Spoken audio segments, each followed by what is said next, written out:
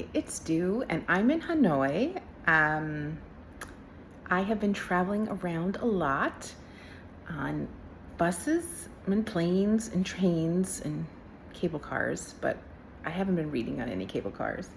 Um, so during traveling, I've been reading a lot, and also during sort of just waiting for, the mode of transportation, etc. I've been reading a lot. Anyway, this is going to just be kind of a rapid fire summary of all of the books I've read in the last couple of weeks since like 1 week in Japan, and then I left Japan, and then my week and a half or 2 weeks here in the north of Vietnam. I'm going to, just because I wrote them down, eventually in alphabetical order by title. This is not the order that I read them in. I'm just going to say what it is. A few words about what stood out to me, if I liked it or I didn't like it, and then move on. Otherwise, this would be the longest video ever because there are a lot of books here. Okay, so Animal Dreams by Barbara Kingsolver. I think I remember having read this book. Setting is the 1980s, New Mexico. Kind of covering a lot of things. Covering then the conflict in Nicaragua. A sister goes to Nicaragua and ends up, working with the resistance there to help build homes and schools. No, she's a farmer. She's an agriculturist. Yeah. Anyway, gets kidnapped and killed by the American the American puppet government soldiers, and it's exploring this is a central theme in the sister that's left behind coming back to her little shitty small town in a little tiny place in New Mexico to take care of her father, who has Alzheimer's, and them dealing with the grief, life in a small town, etc. Yeah, it was a great read. I liked the nostalgia. I was alive during those times, and certainly in the aftermath and the reflection on them. So I really liked reading that book. It makes me kind of excited to pick up Barbara Kingsolver's more recent books. Anyway, that one I got for free. Well, I get most of my books for free. This one was like, in addition to my 2 free books at the front of the library, they were like, we have these old Barbara Kingsolver, please take a few. And I couldn't remember if I'd read Animal Dreams or not. Next was Atlas of Reds and Blues. To be honest, I didn't know what to expect for this. I listened to this one. The reason I picked it is because I was on a kind of shortish trip, about 2 hours each way, and this was a 4-hour listen. And it was, because of its sort of prose-like style, a little hard to get into, but once I did, I couldn't tear myself away. I found myself having to be like, oh, please don't talk, tour guide, because I'm listening to this book and I have to listen to you, or I want to listen to you. Anyway, Atlas of Reds and Blues covers, the description of the book on the book is really good. Actually, it gives you a very poignant description of what it is. I don't have it now, so I'll do my best to just say it covers a woman who's second-generation immigrant from Bengali immigrants, who's growing up in a small town in the South, and moves to New York City, and then moves to kind of Atlanta, and then moves back to like suburbia South, and is always othered, is always picked on. Her children are picked on and harassed by the cops, and ultimately there's a, for no reason, home invasion by the authorities that's covered in this book. And from what I read, I'm to understand that the author, whose name is Desi Lascar, also experienced something like that with her family, and that was impetus for writing this book. Great book, yeah. Black Butterflies was a book that I found on the shelf in the hostel in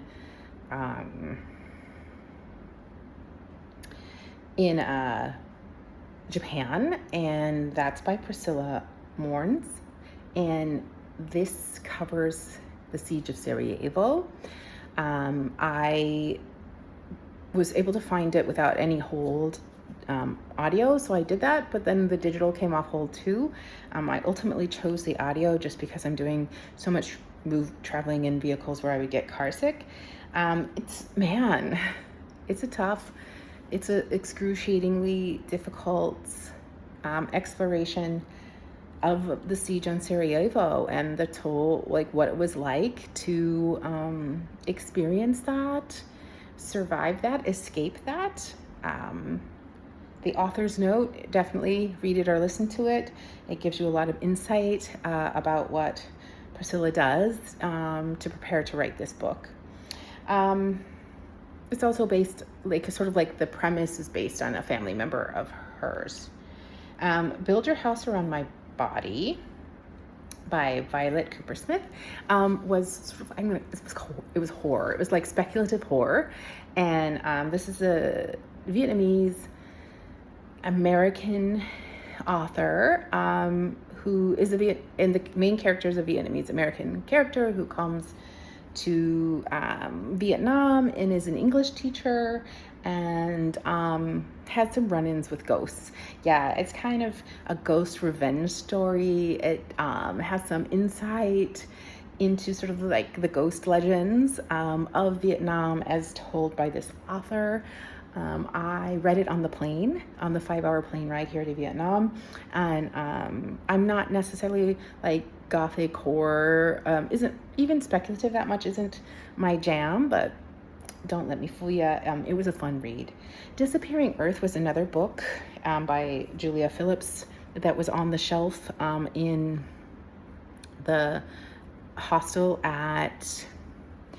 in Tokyo. So I thought it looked interesting when I read the back cover, so I got it digitally, and I actually read it when I first got here, my first night that I was just kind of relaxing in Hanoi, and it takes place in the peninsula of Russia. It's it's a novel about a small town and a crime of disappearance of some girls in a small town in Russia on that little peninsula that just experienced an earthquake that I'd never heard of prior to the event of this hitting the news and reading this book.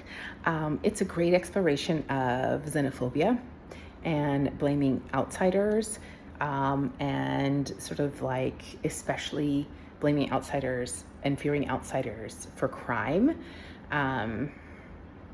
When in fact maybe the locals are the ones perpetrating crimes against the outsiders. I found it a spectacular book. It's a great read. I didn't know what to expect except for the short synopsis. Like, it wasn't anything that was on my radar before. I hadn't got it recommended, it just was on a shelf, right? And I love those ones. The Final Revival of Opal and Nev by Donnie Walton. Okay, I listened to this. It was recommended as a listen from, I believe, a YouTuber that I was listening to, and they said it was a great listen. I was listening to it while riding the subway in Tokyo, and it was hard. It was one of those, it was like hard for me to get into, but once I got into it, I was totally just enthralled, and it hooked on this book. It covers a duo, kind of the rock / punk rock scene, the treatment of Black women in the music industry, the treatment of Black women in journalism, and how the way in which we tell stories and how that's important. How and who are our heroes and why that's important. Great book. Definitely recommend listening to it. Give it a chance to build up, because it has to build all these characters up. And each character actually has a different voice actor, which I found, interesting, and a little hard to, again, groove with, but eventually got there. House in the Pines by Emily Austen was a psychological thriller. It was a quick read. It was a cute read. I don't think there's nothing to say spectacular about that book. If you like psychological thrillers that are page turners, yeah. Kafka on the Shore by Murakami, I listened to while in Tokyo. Absolutely great vibe, great book to listen to while in Tokyo. Certainly Norwegian Wood as a Murakami book for me is by far better than this one, but this one was a wild ride, read somewhat like a juvenile. I think it was like, maybe its audience was intended to be young adult. However, just the amount of references that Murakami lays down in music and literature and the arts, one should be or could be well read to really fully experience what Murakami is trying to do with that book. Yeah. My Friends by Hasham Matar. Okay, this was a recommendation. This is my second book of his that I read. I read A Country of Men.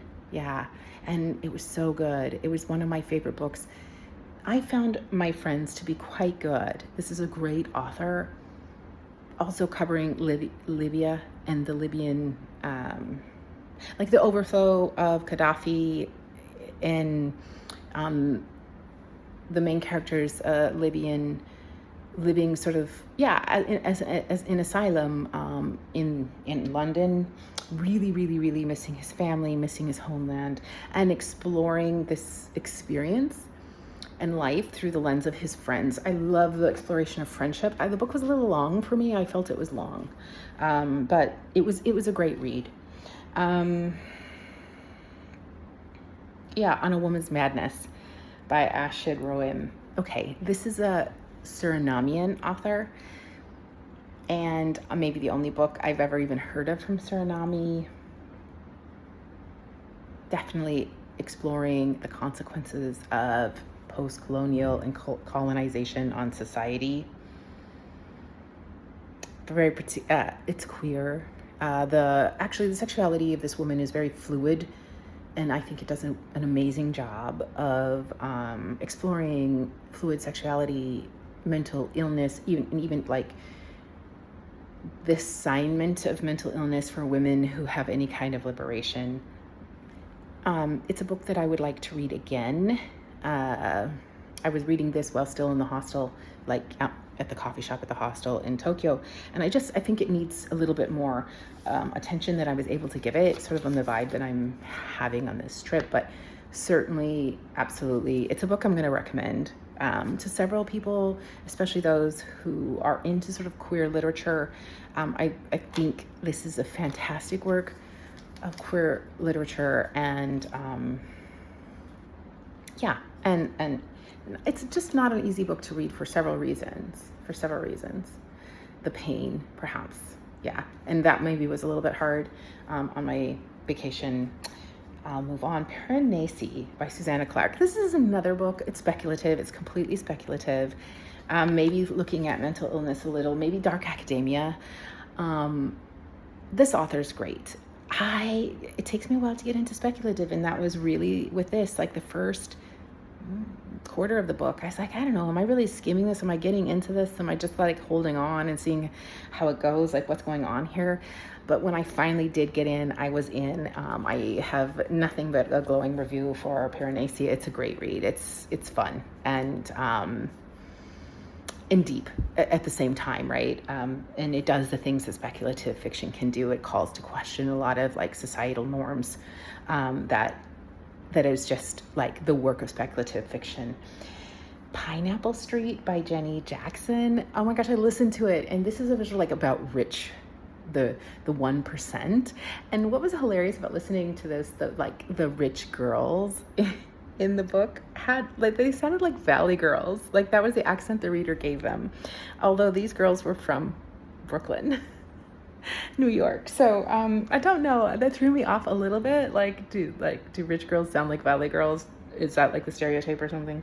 In any case, it was a decent read. It didn't tie up ends. It left a lot of holes. In the end of the day, I wasn't convinced to like this family at all, even though there was some like semblance of redemption.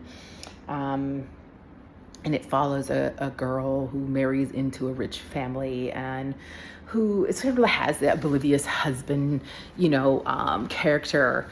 which I'm kind of endeared to as a concept. I get it, like men, but the sisters are nasty, and then it tries to like redeem itself with this kind of loyalty, and they're gonna, give their money to charity or something. And I don't know, it didn't work for me. I wouldn't necessarily recommend it. This is probably one of the lowest rated books that I have on this list. Universality by Natasha Brown. Absolutely need to read it again. It was so much about the way that things are framed, given to how political it is and how poignant it is in the current political times, that I'm really avoiding as a way of maintaining my mental health and being able to go back to my own job, which is in its own way political, of which I need to kind of have, clear, authentic thoughts and emotions. I couldn't really invest in this book. It triggered me in some ways, and it did sort of, there was some satire in there that I just need more time for. It starts with a gold bar, somebody getting smashed by a gold bar, and there's like during the pandemic, and there's a really incredibly sort of like white wing journalist pundit who's a woman who has to face all of the issues that women face who have opinions no matter where they're falling on the political spectrum. So she's she's an outspoken woman, and her son is the one who did the attacking with the gold bar, who was part of like a commune kind of situation. So it kind of looks at the family differences and motherhood and sort of like political framings, and this is on the probably need to read it again list. I have two. The Wind Knows My Name by Isabel Allende. This is Isabel Allende is a great storyteller. She weaves two stories through two different timelines in two different parts of the world where there were, sort of displaced, unaccompanied children in refugee conditions, situations, I think is what I need to say, whose lives meet in the U.S. And it's very much looking at the way these conditions of life that would denote that any child would end up without their parents, and the hardship of parents to leave their children behind. The last is the Yiddish Policemen's Union, and that is by Michael Chabon, or Chabon. Oh my gosh, I have like a collection of his, so I was excited to get to read it. It was fun, it was quirky, it was very, very male. And I'm not saying that necessarily as a criticism, it's just the man's worldview. Yeah, it's almost like leaning on, like it was almost getting some like maybe a little too chauvinistic stuff going on in this book. But other than that, it was like this part of the world and this part of, which is Alaska, and this like placement of Jewish refugees who created a policemen's union, and it's like a gumshoe sleuth novel too, which I do love. In that way, that can be really sort of like chauvinistic kind of super masculine genre. He was a great author. It was a fun book, yeah. And I'll sort of just leave it at that because this video is getting very long, and that was a long list of books that I've read so far.